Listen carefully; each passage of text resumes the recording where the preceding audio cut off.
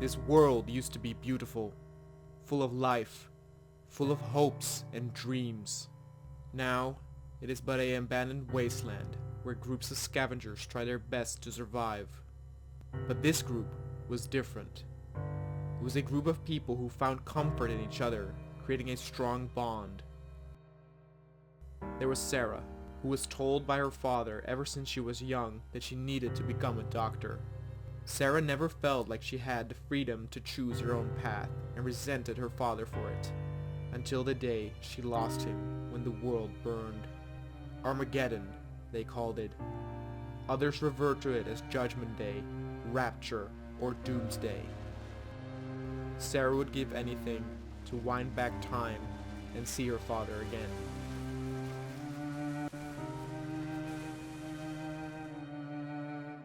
She hopes that her medical knowledge can help out some people in this new world. Then there was Matthew, a former journalism student dreaming of bringing unbiased news to the people at home.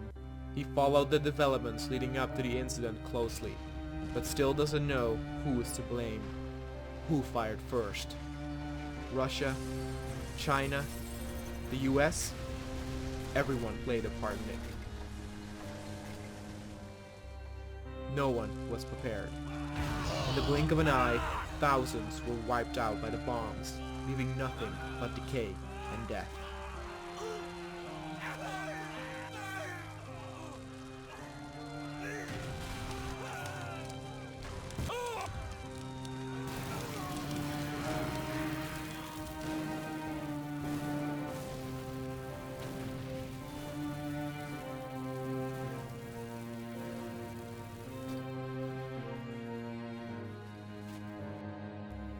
The group has not encountered a single human in the last couple of days. All that remains are remnants and memories of the past. The world had changed. From the ashes, animals ran wild in desolate places. The soil scarred and maimed, leaving gaping craters the size of football fields. And from the fires rose new societies and groups, the one more cruel than the other. Roxanne knew this all too well. Named by her parents after a famous song in the 70s, she had a happy, fulfilling life joining the local police force when she graduated school. Her hard work and discipline were eventually rewarded with the birth of her daughter, Catherine, but it was robbed from her when her house was destroyed by the bombs, killing her 1-year-old daughter, but sparing her.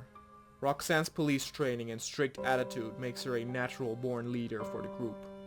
But on the inside, she is still broken. Eric was a humble young man who wasn't very well educated, but lived a happy life as a construction worker with his girlfriend Denise. They both survived the bombs, but soon after they were caught by a gang of bandits who promised to let the person go who kills the other. To Eric's horror, Denise decided to attack him first. With tears in his eyes, Eric got the dominant position and killed her with his own 2 hands. But not everything had gone to waste. There were those who tried to make this new life bearable as much as they could. About a week earlier, the group stayed at a small camp led by a man called William. He was a gentleman, showing kindness to strangers who meant no ill intent. He made sure that those around him were fed, clothed, and looked after. He had several vehicles at his disposal, and his members made the usual rounds every week to check on the people living around the area. They had some weapons to offer the nearby citizens some protection. The camp wasn't much, but it felt like home. There was always something that needed fixing, and the group did their best to help out as well. There was even a small market where provisions and tools could be traded. There was always something that piqued Jennifer's interest. She was a true mechanic at heart. Taught by her grandfather, she used to love to disassemble and reassemble things. Instead of dolls, she asked for tools at Christmas. The group was walking on the main road. Often a bad idea, but the group was running out of water and needed to find a river or lake soon. The group's ultimate goal was to find Valhalla, for it was also Lewis who hoped to salvation there. Lewis was a military brat, growing up on base and serving overseas for several tours. He is married to Roxanne, who was introduced earlier. The loss of his child also took its toll on him, though he is able to suppress those feelings. It was at the camp when they heard about Valhalla. It's supposed to be a safe haven for everyone with plenty of food and shelter, but little was known about it. Some said it was a huge military camp up in the mountains. Others said it was an island only reachable by boat, and some said it was rumored to be a walled-off city. People had many different names for it. Valhalla, Salvation, Elysium. But there were also those who thought it was a trap. William did not know the location of Valhalla, but hoped the group could find answers in Crater City, which was several weeks out. They gave the group what little they could spare and sent them on their way. Then there was Seon, a law student who never really knew what he wanted out of life. Now that it turned to ash, he wished he had traveled more, had more memories to cling on to. The road to Crater City was a dangerous one. The group was no longer in the vicinity of William's protection. Bandits were lurking on the main road. When they saw the group approaching, they realized they were not well armed. Only Roxanne and Lewis had a pistol. Once they were close, the bandits leaped out of the shadows, screaming and shouting. The group needed to hand over all food, medicine, and valuables, or be shot. Roxanne said that the group did not have much, and were in dire need for water. She was willing to trade if the bandits had some. The bandit leader shouted louder, threatening to kill everyone if the group did not immediately do as they were told. Then out from the rear tree line, a shot was fired. Before the bandits realized what happened, Roxanne and Lewis shot the remaining two. I forgot to mention the last two members of the group, Bernard and Bucky. They often stayed behind and in cover in case the group found themselves in trouble. Bernard was a former Marine, specialized in sniper combat. The group did not know much about him. He managed to survive on his own for several months, when he stumbled upon Bucky at an abandoned warehouse. The two have been inseparable ever since. These companions formed a group which bond is unbreakable. They want their voices to be heard. They want their stories to be told. They were called the Writers of the Apocalypse. Not too far from the bandits' ambush lay their stash. There was a small chance of hope that there may be some water there. But once looked through, the group could not find anything but rags and moldy food. Not even their weapons were in working condition. The ambush was a bluff.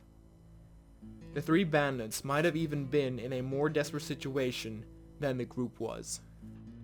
Dusk was upon them, and the group continued their journey, and would call it a night at a nearby village which was presented on a road sign a few miles earlier. It looked like there was an outpost or checkpoint at the edge of town, a good place to rest without going into town too far. With hungry bellies and dry throats, the group came closer as temperatures were dropping. Sandbags were set up at the outpost, hinting to life that chose that location as its protection. But the area seemed deserted. There was no one in sight and no sound to be heard. Whoever held up at the place left a while ago. Just to be sure, the group approached from two sides to cover more ground. The site was indeed abandoned, but still offered enough protection to spend the night. Inside there were traces of former owners leaving in a hurry. There was no food or medicine to be found, but there were several beds which the group put outside. There was also a radio. Jennifer tried her best to get the machine working again, but it would not budge. Seon and Matthew started gathering wood to make a nice cozy fire for the night, and thus dusk turned to darkness. Members of the group were huddled around the welcoming warmth of the fire. They ate some of the canned fruit and food they managed to trade at the market back at William's camp. Even Bucky was enjoying some slightly rotten beef they managed to get for a discounted price. Bernard was enjoying the calm and quiet as he let his legs have a well-deserved rest after crawling through the bushes. Lewis was on guard duty at the rear, while his wife was at the front, as true shepherds. Seon and Jennifer would take over in a few hours after getting some shut-eye. Those at the fire shared stories and anecdotes from their past, when things were different. Eric said he always secretly dreamed of starting a bakery, filling the bellies of people heading to work in the morning. He hoped he could still do that one day, have a humble bakery for travelers and scavengers alike. The next morning, the group rose up early to investigate the town. Water was the priority, though food, medicine, and weapons were welcome also. The dark clouds hinted at a rainstorm, which could work in the group's favor. If they could purify the rainwater by boiling it and filtering it, they should be able to drink it. The group split up into two smaller ones to save time and widen their search. The village seemed abandoned, but they never knew for sure. Louis went with one group and Roxanne with the other. The ones armed would stay on the lookout, while the others scavenged the houses swiftly but with care, looking through drawers, closets, and cabinets. Roxanne's group had found some food, medicine, and a pack of smokes. Bernard's sniper was useless in the narrow areas of the village, so he helped scavenge as well. While Louis checked the perimeter, the rest assembled what little they could gather. The boys were a bit more lucky. They found food, bandages, some money, and finally, some water. It was only one bottle, so the group needed to drink it with care, but at least they could continue for another day. Then it finally started to rain, and the group gathered at the edge again and filled their canteens to the brim with rainwater. Their spirits were lifted, and with a good pace, the group continued their journey to Crater City.